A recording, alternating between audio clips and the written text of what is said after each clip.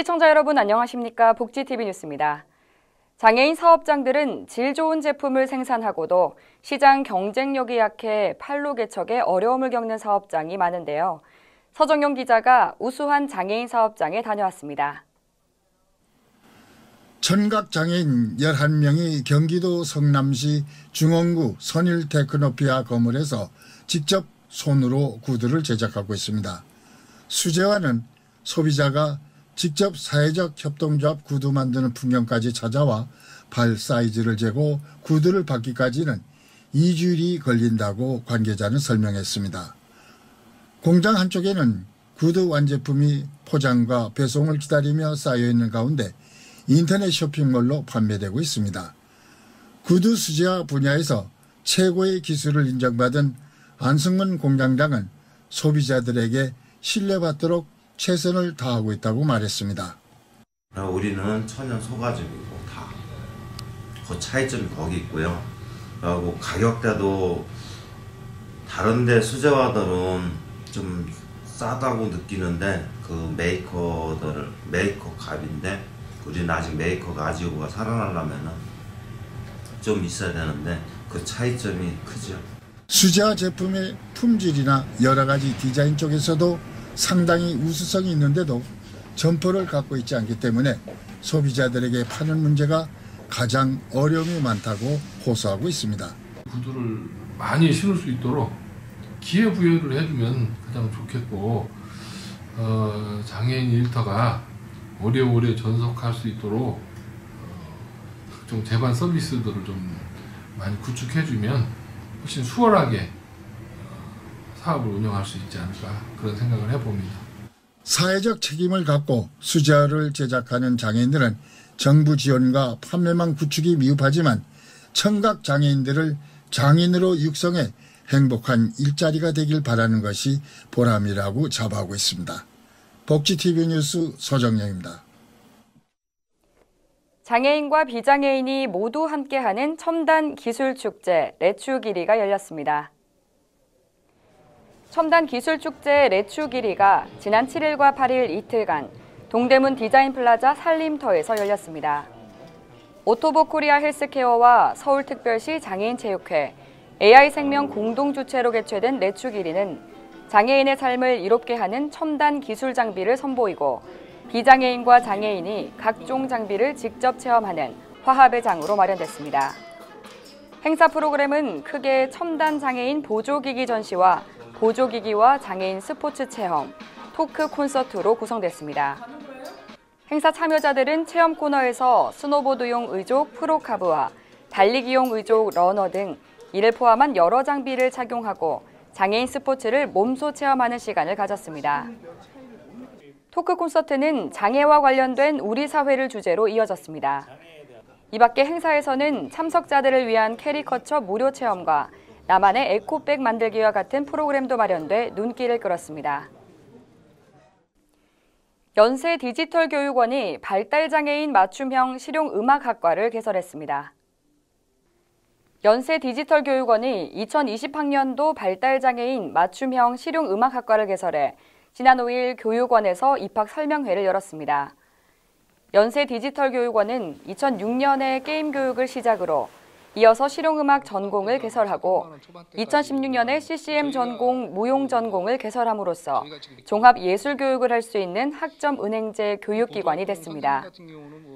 발달장애인 맞춤형 실용음악학과는 4년제의 학사 학위 과정으로 운영되며 피아노와 관현악 전공으로 15명의 입학생을 모집합니다.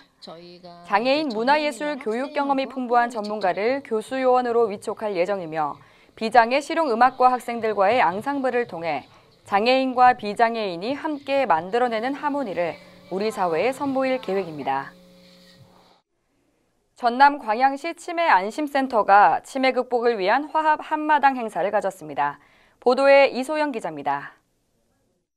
광양시 치매안심센터가 지난 4일 국민체육센터에서 치매 예방 지도자와 자원봉사자를 초청한 가운데 자원봉사자와 함께하는 치매 극복 화합 한마당 행사를 갖고 이들을 위로했습니다.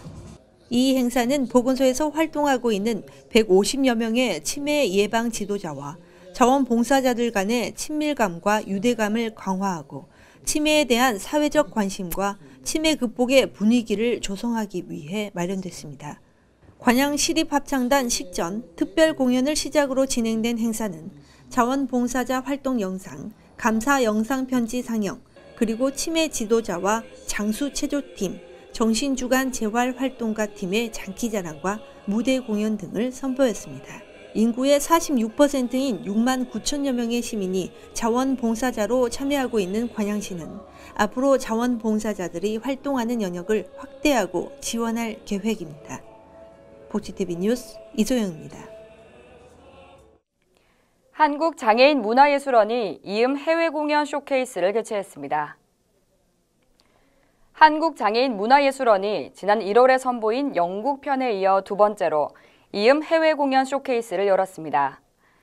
이에 지난 4일 애니타 홀랜더의 1인 뮤지컬 나의 생존 가이드의 프레스콜을 통해 행사의 개막을 알렸습니다. 미국과 호주의 우수장애 예술단체와 예술가들을 초청한 이번 쇼케이스는 12월 5일부터 14일까지 약 2주간 대학로에 위치한 장애인 문화예술센터 이음에서 선보입니다. 희귀 난치아동 맞춤형 보조기기 지원 사업이 장애 아동들에게 일상생활을 보다 원활하게 할 수 있도록 앞장서고 있습니다. 2017년부터 시작된 희귀 난치아동 맞춤형 보조기기 지원 사업은 월드비전과 서울시 동남 보조기기센터가 파트너 관계를 맺고 진행하고 있습니다. 보조기기는 각 지역별 보조기기센터 전문가의 현장 평가를 통해 지원 대상자를 선정하고 1년간의 사후 관리를 지원합니다. 올해 지원 사업으로 총 38명의 희귀 난치 아동들이 지원을 받았습니다. 동물들의 따뜻한 겨울나기를 위한 손길이 이어지고 있습니다. 윤성은 기자가 소식 전합니다. 동물행동 교정 전문가 이웅종 교수가 이끄는 둥글게 봉사단은 지난 7일 충남 금산군 소재 신바동물보호소에서 동물들의 따뜻한 겨울나기를 위해 탄탄 재활 작업장 봉사자들과 함께 특별한 활동을 펼쳤습니다.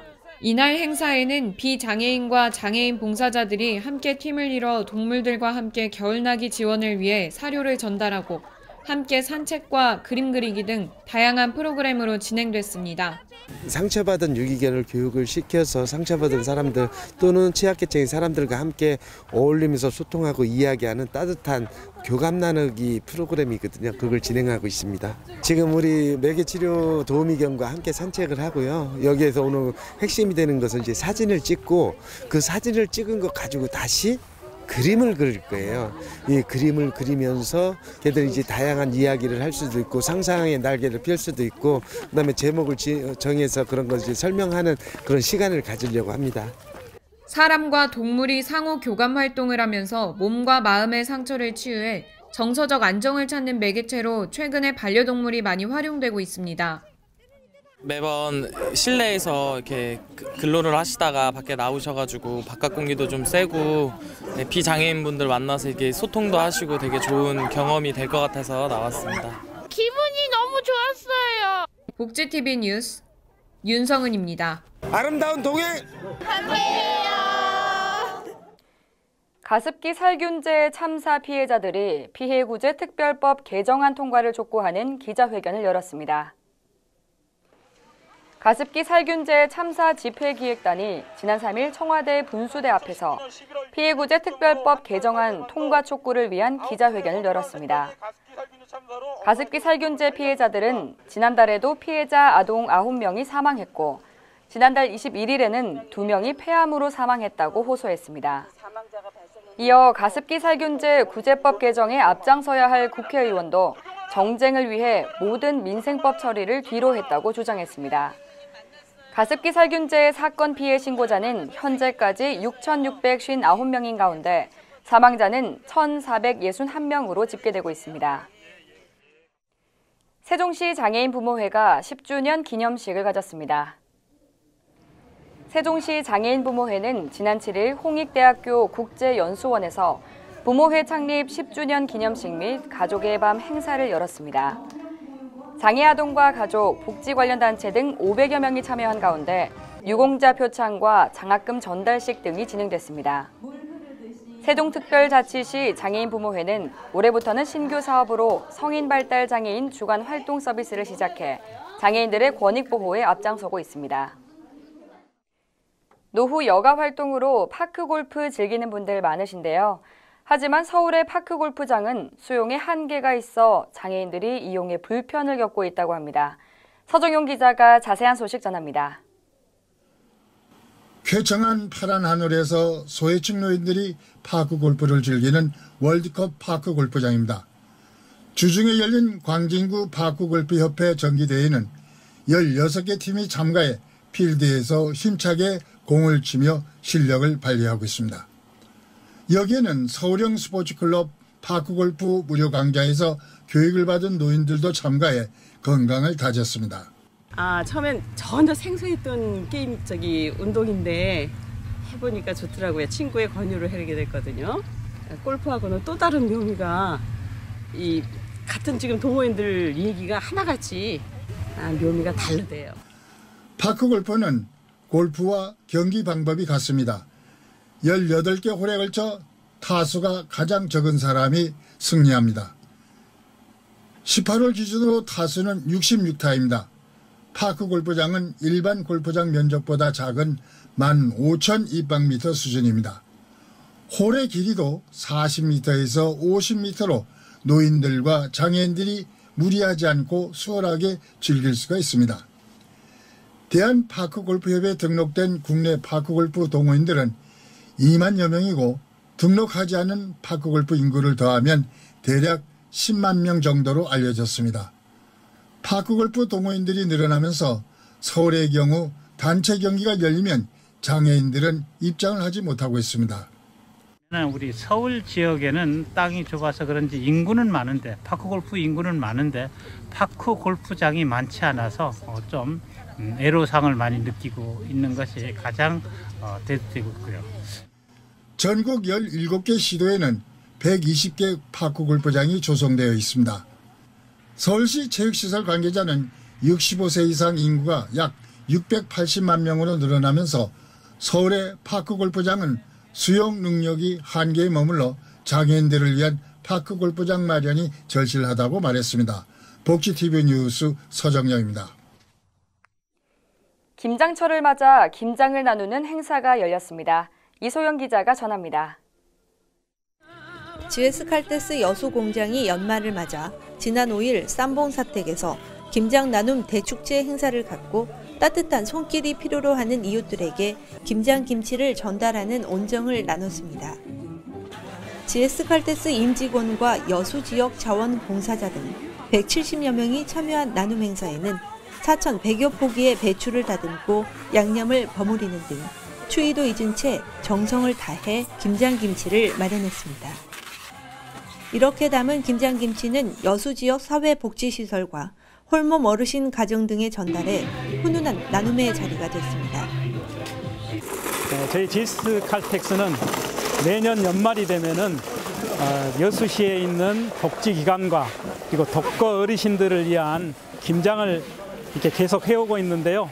올해도 2019년 김장 대축제라는 이름으로 여러 봉사 활동자들을 이렇게 도움을 받아서 올해도 이렇게 진행을 하고 있습니다. 오늘 이렇게 잘 담궈진 김장이 우리 어르신들과 복지기관에 큰 도움이 되었으면 합니다. 에너지로 나누는 아름다운 세상이라는 사회공헌 슬로건을 바탕으로 다양한 지역사회 나눔 활동을 펼치고 있는 GS칼텍스는 지난 2005년부터 15년째 연말 봉사활동을 이어오고 있습니다. 또 여수산단 공정협의회에서도 여수시 사회복지시설연합회와 함께 7,000포기의 사랑의 김장김치를 담아 사회복지시설 150곳에 전달하는 이웃의 정을 나눴습니다. 따뜻한 정성이 담긴 김장 나눔 행사가 복지 사각지대 없는 사랑의 나눔 문화로 확산되길 기대해봅니다. 복지TV 뉴스 이소영입니다. 춘천시가 지역 아동들을 위한 산타로 변신합니다. 춘천시와 초록우산 어린이재단 전남지역본부는 지난 5일 순천시청에서 지역 아동센터 아동들에게 크리스마스 선물을 보내줄 2019 초록우산 순천 산타 원정대 출범식을 가졌습니다. 산타 원정대는 연말 산타 할아버지를 기대하는 순천 지역 소외 아동들을 위해 소원을 듣고 선물을 전달해주는 행사입니다. 아이들을 위한 선물은 현대제철 500만 원 등 7개 기업 등에서 후원한 1,100여만 원으로 마련했습니다. 사회복지법인 진산요양원이 새로운 보금자리 진산 2관을 준공했습니다. 지난 6일 전남 나주시 노안면 진산요양원에서 진산 2관 준공식을 개최했습니다. 진산 2관은 국비와 지방비 19억 6천여만 원을 들여 지상 2층 1233제곱미터 규모로 준공됐으며 생활실과 의료실 등 총 29실로 꾸며졌습니다.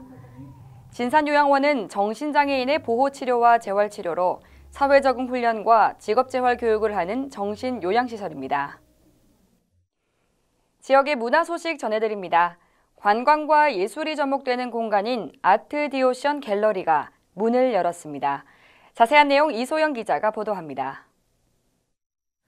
여수 디오션 호텔을 문화 공간으로 재탄생시킬 아트디오션 갤러리가 지난 29일 문을 열고 개관식을 가졌습니다. 유명 팝 아티스트 낸시lem과 올해의 최우수 예술가 12인에 선정된 노재순 작가, 박종용 작가 등 23명이 참여한 아트디오션 갤러리에는 이들의 대표작 70여 점이 전시돼 작품의 다양성과 정갈한 화폭에 시선을 모았습니다. 이날 현악 사중주의 협주로 시작된 개관식 자리에서는 전시된 작품들을 선별해 개관 기념 특별 경매도 이뤄져 관심을 끌었습니다. 아트디오션 갤러리는 관광과 예술이 함께 접목되는 공간을 만들기 위해서 오늘 개관식을 하게 되었습니다. 여수를 찾아주시는 관광객들에게 관광뿐만이 아니고 또 아름다운 작품들을 감상할 수 있는 그런 기회를 드리고 싶습니다. 많이 찾아주셨으면 합니다. 네, 현재까지 그림 전시회라고 한다면은 특별한 공간에 특별한 사람들만이 모여서 했던 것을 저희 디오션 호텔에서 넓은 노비를 갤러리화함으로 말미암아 관광이나 휴양이나 일반 시민들도 쉽게 접근할 수 있도록 이러한 장을 마련하였습니다. 이번 개관전은 내년 2월 28일까지 열리며 앞으로 국내에서 활발하게 활동하고 있는 현대 미술 작가의 작품을 매회 다른 콘셉트로 선보일 예정입니다. 이번 개관전을 통해 지역 문화 예술에 대한 인식을 높이고 예술 가치를 함께 공유할 수 있는 문화의 요람터가 되길 기대해 봅니다. 복지TV 뉴스 이소영입니다. 연말은 송년과 신년 모임이 몰려 바쁜 달이기도 한데요. 모임마다 술자리가 늘다 보니 12월에는 음주운전 교통사고가 평소보다 급격히 증가한다고 합니다.